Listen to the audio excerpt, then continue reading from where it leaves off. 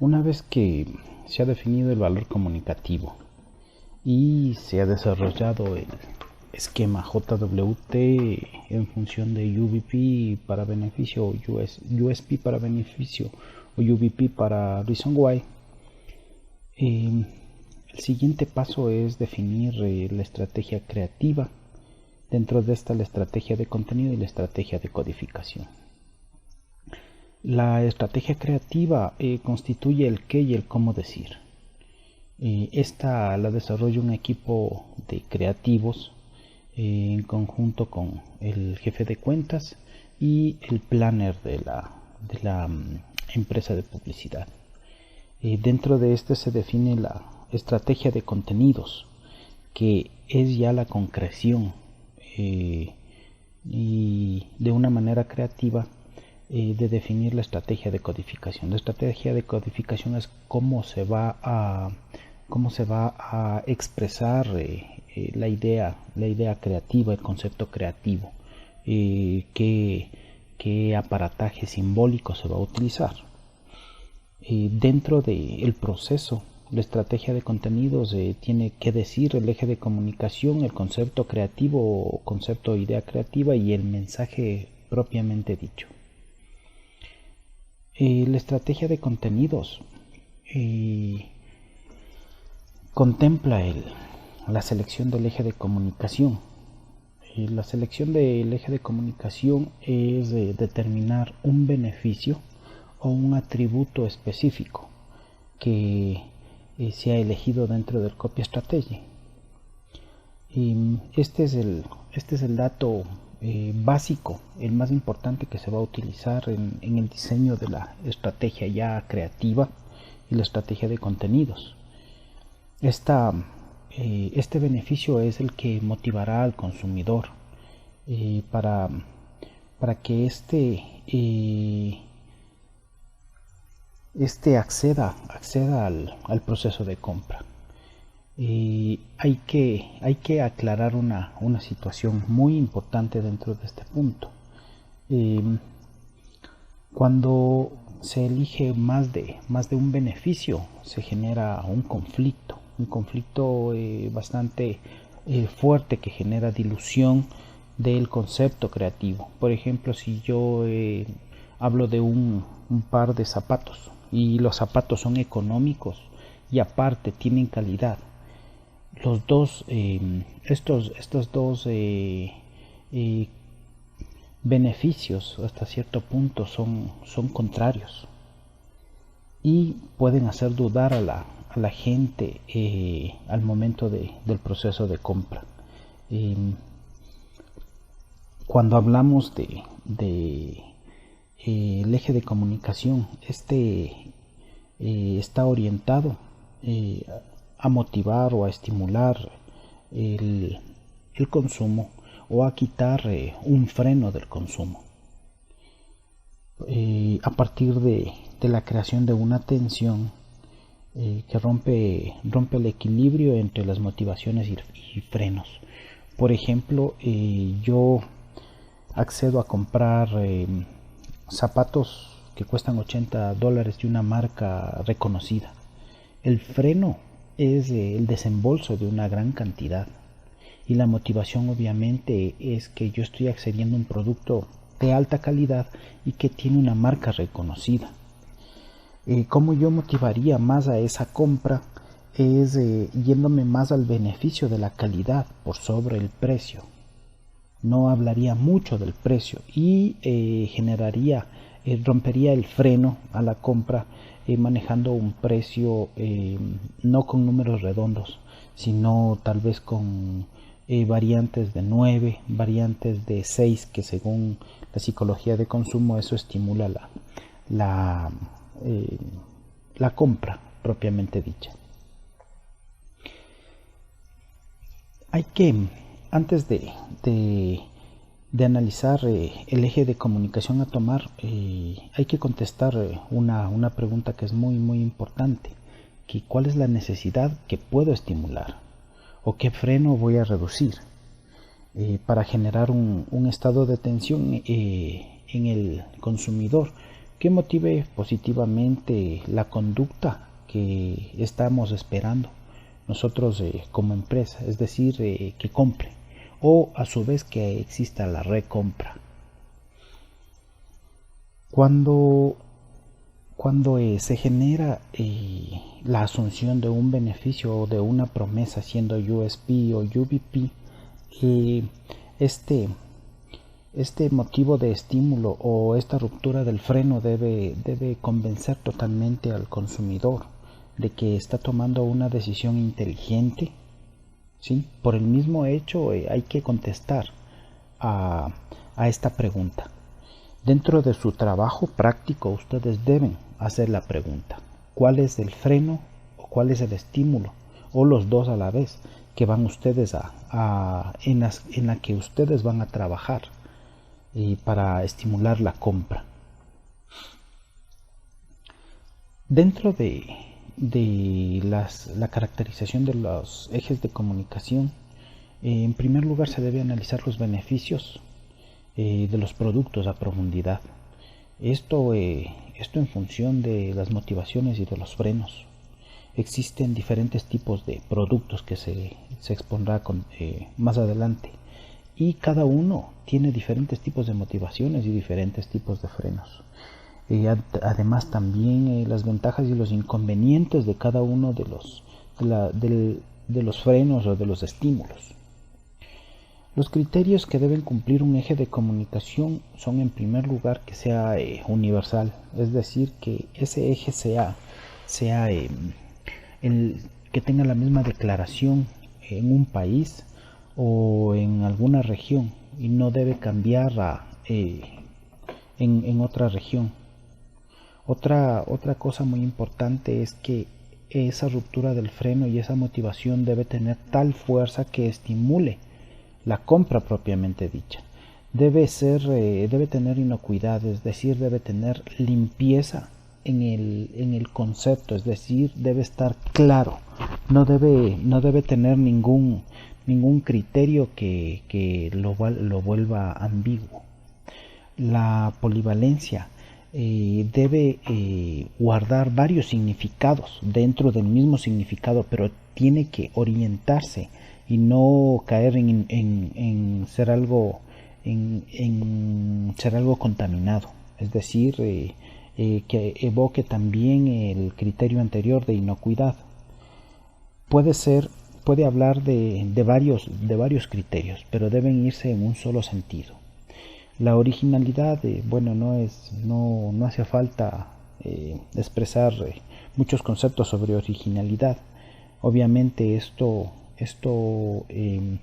dentro de la lucha de las marcas o de los diferentes conceptos de las empresas de competencia, la originalidad permite que se posicione el concepto o el valor dentro de la mente del consumidor, y aparte debe evitar que sea vulnerable a la copia o vulnerable a la tergiversación por parte de la competencia. Un ejemplo que puede aclarar muchas dudas se presenta a continuación. Por ejemplo, para criterios que tengan que ver con sabor, ejes de comunicación que tengan que ver con sabor, pueden ser en productos como refrescos, como helados. Estos tienen que utilizar un eje de comunicación de sabor. En cuanto a cremas, ropa, pero de alta calidad, puede orientarse a la belleza. Perfumes y coches de marcas reconocidas pueden orientarse al eje estatus. También otro tipo de coches, como coches de un estatus medio, u ordenadores o comida, pueden orientarse a economía, es decir, a costos bajos. En cuanto a ciertos tipos de ordenadores o cierto tipo de coches, también pueden utilizar como eje la tecnología. Cuando hablamos de bebidas o de perfumes, se puede utilizar el sexo como un eje de comunicación. Sería bastante importante que cuando se elija se tome en cuenta la pirámide de las necesidades de Maslow. Es decir, los productos satisfacen diferentes niveles y en función a diferentes niveles hay que orientar el eje de comunicación.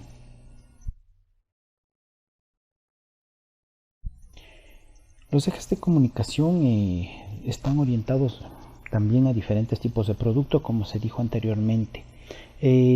Principalmente se muestran tres tipos de productos. Los productos de utilidad, los productos que se evalúan en función a su resultado, y los productos simbólicos.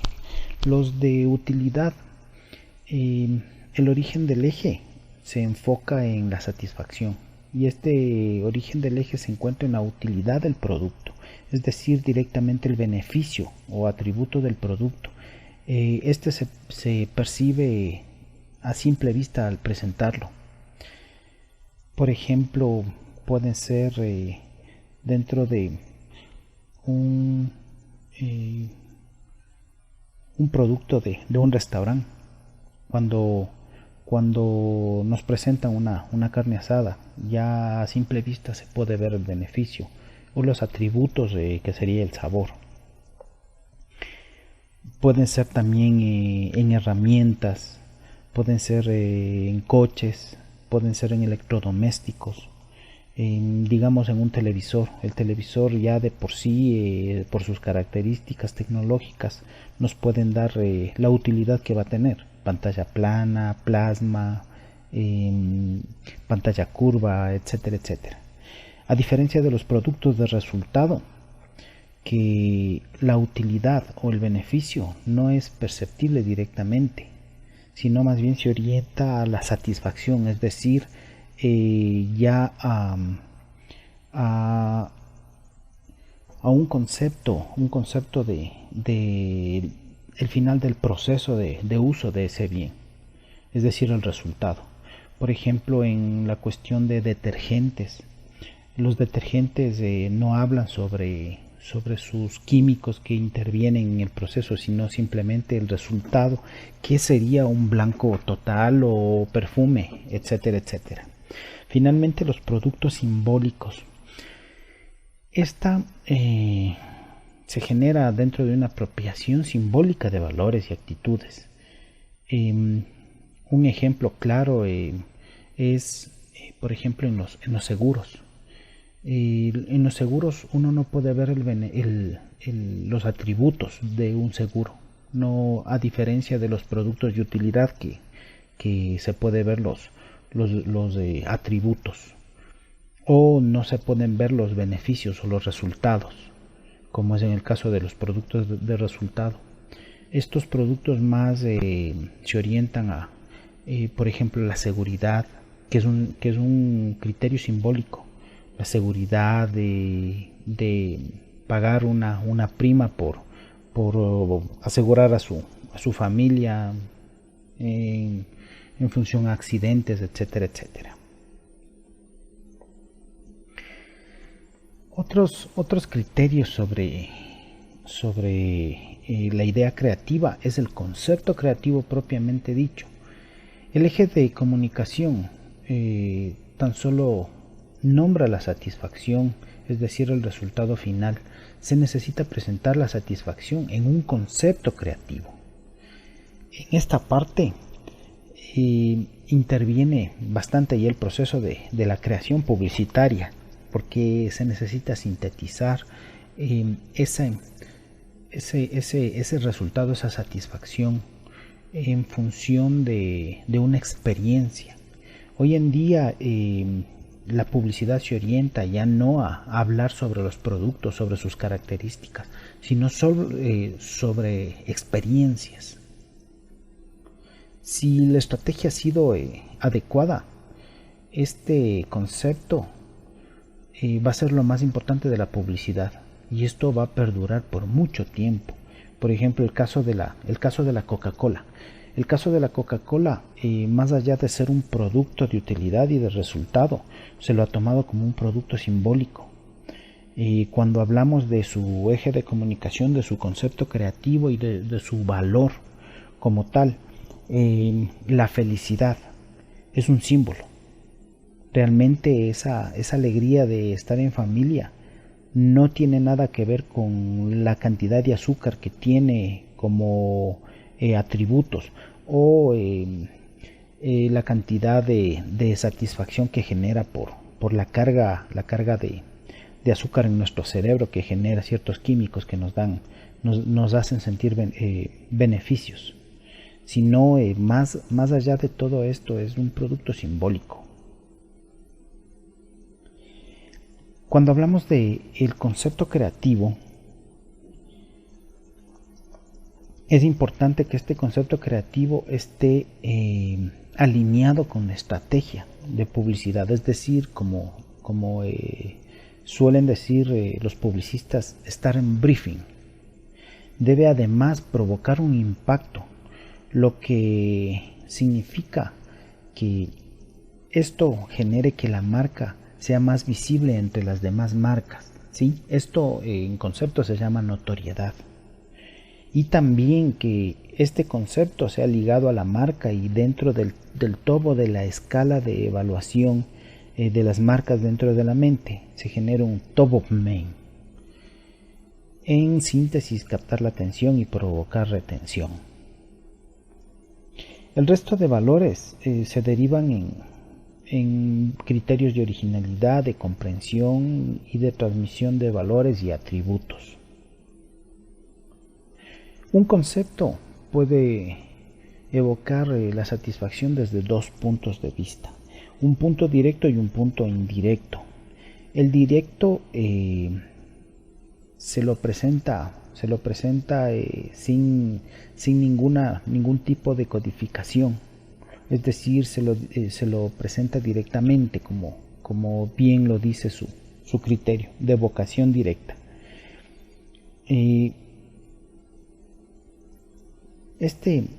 Como ventaja tiene la fácil comprensión, pero también como desventaja es que puede generar desconfianza, porque estoy hablando directamente de los atributos de un producto. Pero cuán creíble puede ser que yo diga que este zapato puede durar un año, la gente pueda o no creer. En segundo lugar, otra desventaja es que el consumidor no participa activamente en su interpretación, porque cuando hablamos ya directamente de los atributos de un producto, el usuario aún no lo ha probado, no ha probado el producto, por eso dice que no participa activamente en la interpretación. Y en tercer lugar, cuando no es tan creativo, atrae menos, es decir que choca con el mecanismo line del cerebro, ¿sí? Y se vuelve una publicidad above the line, ¿sí? Y al pasar por el mecanismo line existe el riesgo de que el cerebro lo tome como una información que no sea importante y no haya la retención. A diferencia de los de evocación indirecta, este induce o incita a comprender el beneficio. Cuando hablamos del atributo son las características, cuando hablamos del beneficio hablamos de al final del proceso del uso del producto, el beneficio propiamente dicho. Este exige la participación activa del receptor y cuando genera mayor creatividad, cuando se presenta con mayor creatividad, obliga al cerebro humano a que lo interprete. Por eso tal vez ustedes se han de haber dado cuenta que ciertos spots publicitarios que ustedes no le entienden a la primera, obligadamente tienen que volver a ver el spot una y otra vez hasta entenderlo. Eso hace que su cerebro libere el mecanismo line y pueda ingresar la información y al menos pueda grabarse en su compartimento de corto plazo o su memoria de corto plazo.